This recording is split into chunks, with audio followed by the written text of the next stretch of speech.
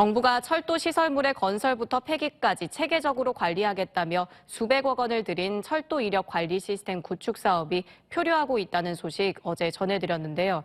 국가철도공단과 코레일 두 기관에서 시스템 운영권을 놓고 갈등을 빚으면서 사업 표류의 원인을 제공했고 감사원의 감사를 스스로 요청한 사실까지 단독 취재 결과 드러났습니다. 이 와중에 사업 준공을 못해 200억 원 가까운 사업비가 사장됐고 결국 막대한 추가 예산 투입이 불가피합니다. 김진석 기자입니다. 대전 선화동의 한 빌딩에 입주한 철도 이력 관리 종합 정보 시스템인 라피스 구축 사업단입니다.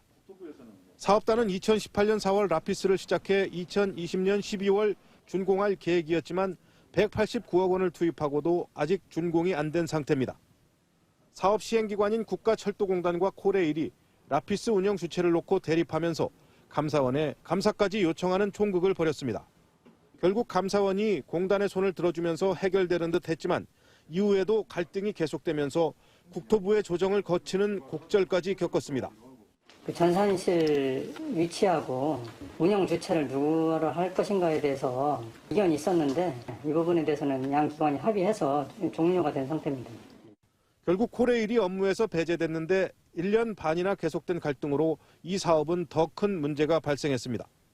2018년 4월 사업을 시작해놓고 두 기관 간 협의가 마무리된 건 2020년 8월. 이때 사업 종료 시기는 고작 6개월이 남은 상태였습니다. 결국 그동안 수행했던 라피스 사업은 폐기되고 2020년 8월부터 재구축에 들어가면서 예산 부담이 늘기 시작했습니다. 국토부에서 교부한 최초 사업비 189억 원이 동일하고도 사업단을 계속 운영하면서 민간 수행업체 직원 40여 명에 대한 인건비 등 100억 이상 추가 사업비가 발생한 겁니다. 업체들은 기관 간 갈등이 사업 표류의 주요 원인인데도 공단은 추가 예산 증액 없이 업체 부담으로 전가했다고 주장합니다. 이에 따라 막대한 예산을 들인 철도 이력 관리 시스템은 무용지물이 된 채 사업자들만 희생되고 있다는 불만이 제기되고 있습니다. 한술 더 또 공단은 수행업체들에게 계약상 의무를 기한 내에 완수하지 않을 때 부과하는 지체상금까지 물게 하는 갑질까지 당했다고 주장합니다. 우리 입장입니다. 추가로 사업비가 들어가고 있는 상황인데 공단에서는 전혀 그 부분에 대해서 책임을 져주지 않고 있고 추가 비용을 그대로 수행사가 감내해야 되는 상황입니다.